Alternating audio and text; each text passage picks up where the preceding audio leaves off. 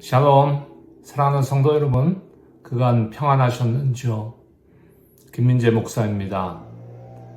오늘 풍요로운 삶으로의 초대 두 번째 시간입니다. 지난 첫 시간에 우리는 거듭남에 대한 말씀을 나누었습니다. 거듭남을 통해서 우리는 구원의 길로 이루는 것이고, 구원의 길을 통해서 우리는 하나님의 자녀가 되는 복을 받게 된 것입니다.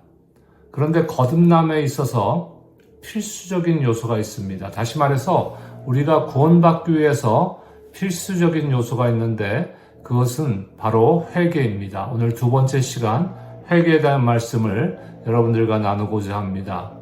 먼저 성경 두 구절 함께 보도록 하겠습니다. 먼저 사도행전 3장 19절 말씀 제가 봉독해 드립니다. 그러므로 너희가 회개하고 돌이켜 너희 죄 없이 함을 받으라. 이같이 하면 새롭게 되는 날이 주 앞으로부터 이를 것이요. 아멘. 또 한 구절 구약성경 요엘서 2장 12절과 13절 말씀 보도록 하겠습니다. 여호와의 말씀에 너희는 이제라도 금식하고 울며 애통하고 마음을 다하여 내게로 돌아오라 하셨나니 너희는 옷을 찢지 말고 마음을 찢고 너희 하나님 여호와께로 돌아올지어다. 그는 은혜로우시며 자비로우시며 노하기를 더디하시며 이내가 크시사 뜻을 돌이켜 재앙을 내리지 아니하시나니.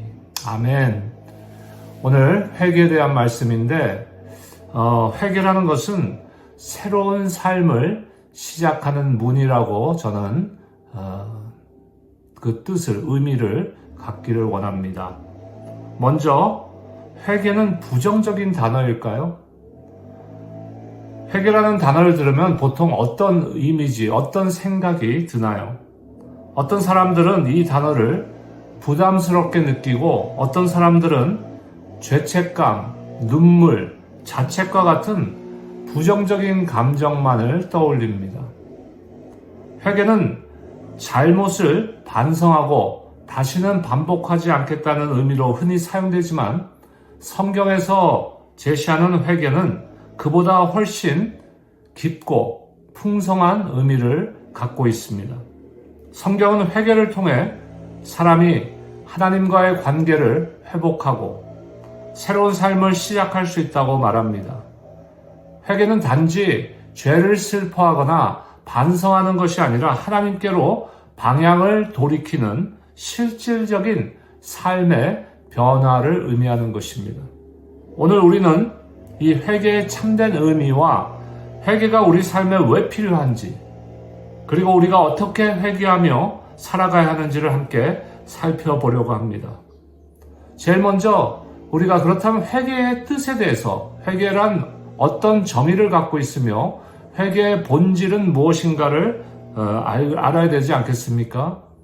먼저 회개가 성경에서는 어떻게 풀이되고 있는지를 한번 살펴보도록 하겠습니다. 신약 성경은 주로 헬라어로 쓰여져 있는데 헬라어 원어로 메타노이아라는 단어가 바로 회개라는 단어입니다. 이 단어는 생각의 변화, 마음의 방향 전환이라는 의미를 가지고 있습니다. 다시 말해서 회개는 단지 잘못에 대해서 반성하거나 눈물 흘리는 것을 넘어서 삶의 방향을, 우리의 생각을, 우리의 마음을 완전히 하나님께로 향하는 것이라는 것입니다. 요엘 12장 12절과 13절에서 하나님이 이렇게 말씀하십니다.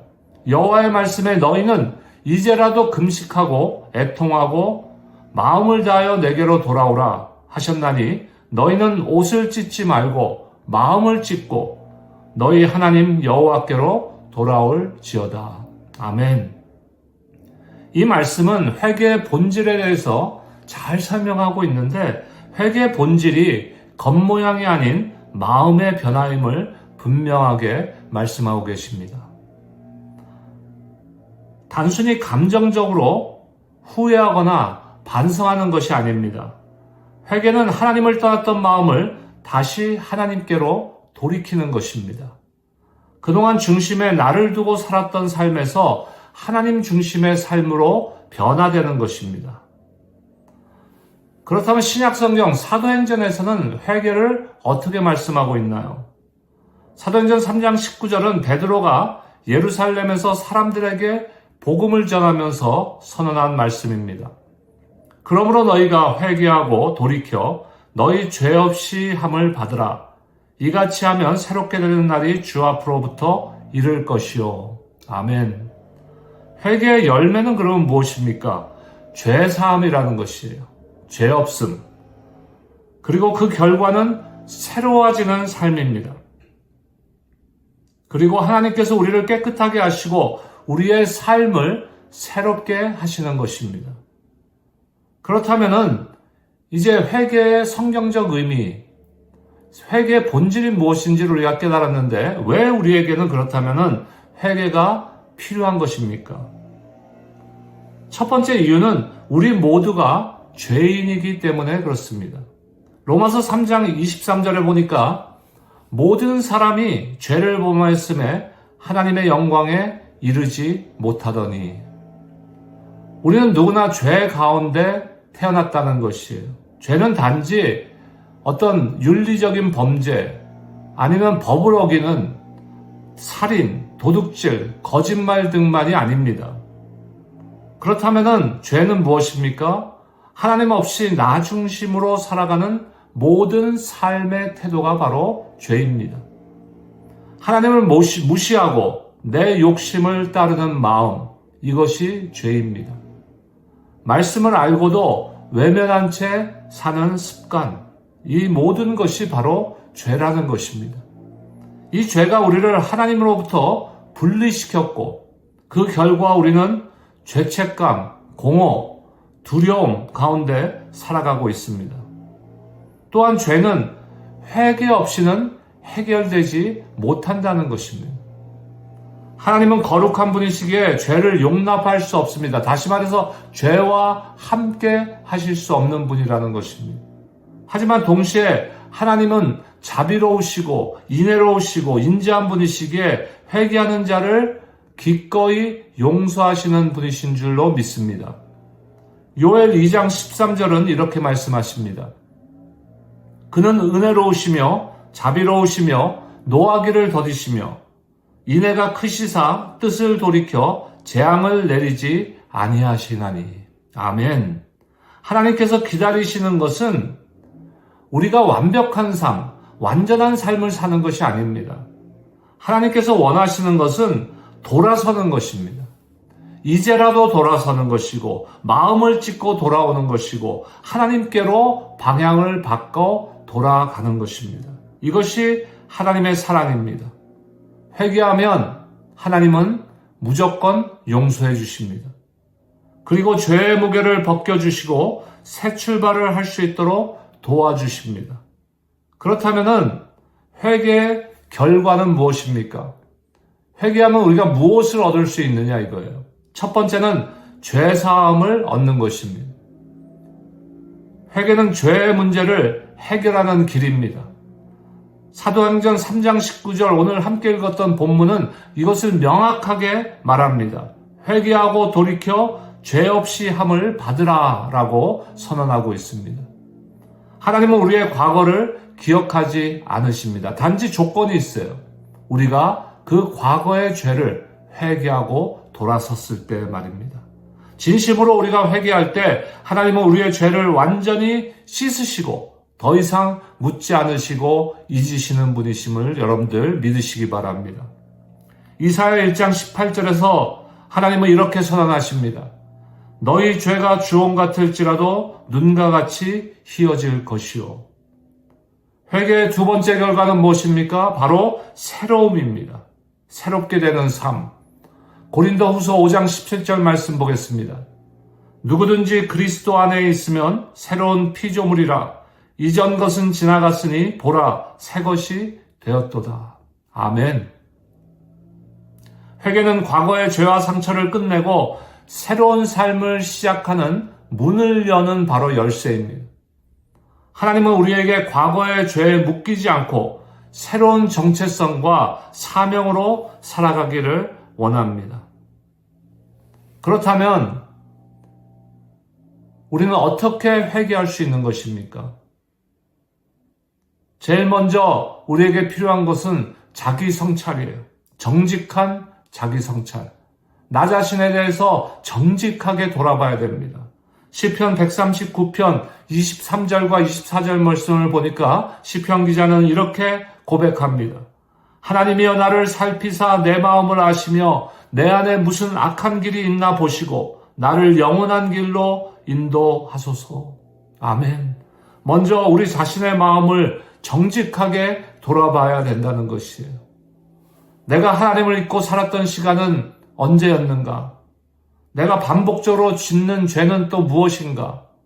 하나님께 순종하지 않고 내 뜻을 따랐던 부분은 어디인가 하는 것을 스스로 물어봐야 되는 것이에요. 두 번째로 진심 어린 고백과 결단이 필요합니다. 요한일서 1장 9절을 보니까 만일 우리가 우리 죄를 자백하면 그는 미쁘시고 의로우사 우리 죄를 사하시며 모든 불의에서 우리를 깨끗하게 하실 것이요. 아멘. 하나님 앞에 죄를 정직하게 고백하면 하나님은 반드시 용서하시는 은혜의 하나님이십니다. 그리고 회개는 단지 고백에 그치지 않고 삶의 방향을 바꾸는 결단이 함께 해야 되는 것이에요. 그리고 회개는 한 번 하고 끝나는 것이 아닙니다. 물론 구원을 향한 우리의 원래의 죄, 태어날 때부터 갖고 태어난 그 죄에 대한 회개는 일생에 한 번 하는 것이지만 또 살아가면서 주님을 만나고 하나님의 자녀가 된 후에도 우리가 반복적으로 또 저지르는 죄가 있다면 그것은 지속적으로 회개해야 되는 것입니다. 결론입니다. 오늘 하나님께로 돌아가는 여러분들 되시기를 주님의 이름으로 축원합니다. 그것이 회개입니다. 회개는 두려운 일이 아닙니다. 회개는 하나님께로 돌아가는 기쁨의 문입니다. 하나님은 지금도 저와 여러분들을 기다리고 계십니다. 이제라도 마음을 다해 주님께 돌아오라고 부르고 계십니다. 오늘 이 말씀을 통해 저와 여러분의 삶이 새로워지기를 바랍니다.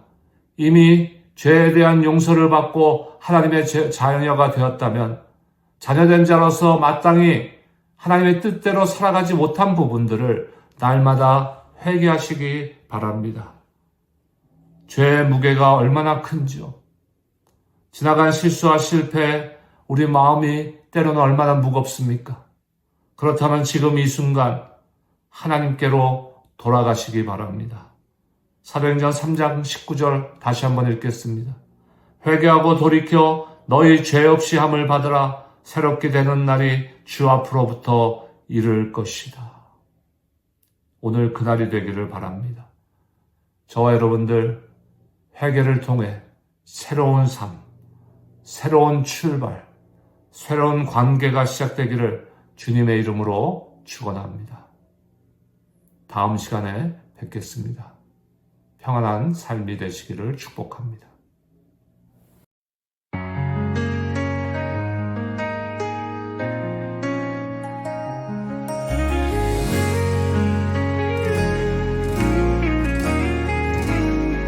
주님 나를 부르네 그네로 살게 해 약속의 말씀 속에 새 힘을 얻네 연약함 속에서도 주님을 믿네 그 손길 따라 담대히 나아가네 주님의 사랑 나를 채우시네 영원히 변치 않는 생명의 빛 주님만 바라보며 걸어가리 주의 손이 나를 인도하시네 광야 같은 세상 속 주님 분행하시네 슬픔을 기쁨으로 바꾸시는 주님 세상이 흔들려도 주님만 믿네 영원히 주님께 나를 드리리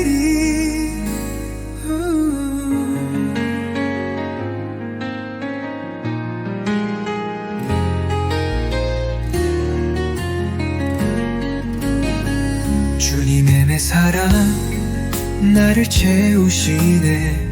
영원히 변치 않는 생명의 길 주님만 바라보며 걸어가리. 주의 손이 나를 인도하시네.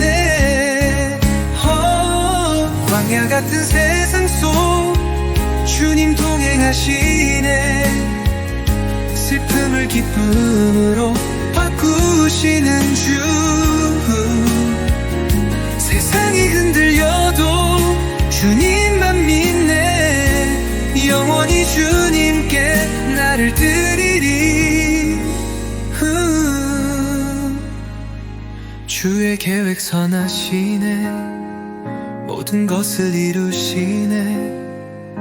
날마다 새 힘 주시는 주를 찬양해. 믿음으로 걸어가리. 주님의 뜻 이루리. 나의 평생 주님만 섬기리.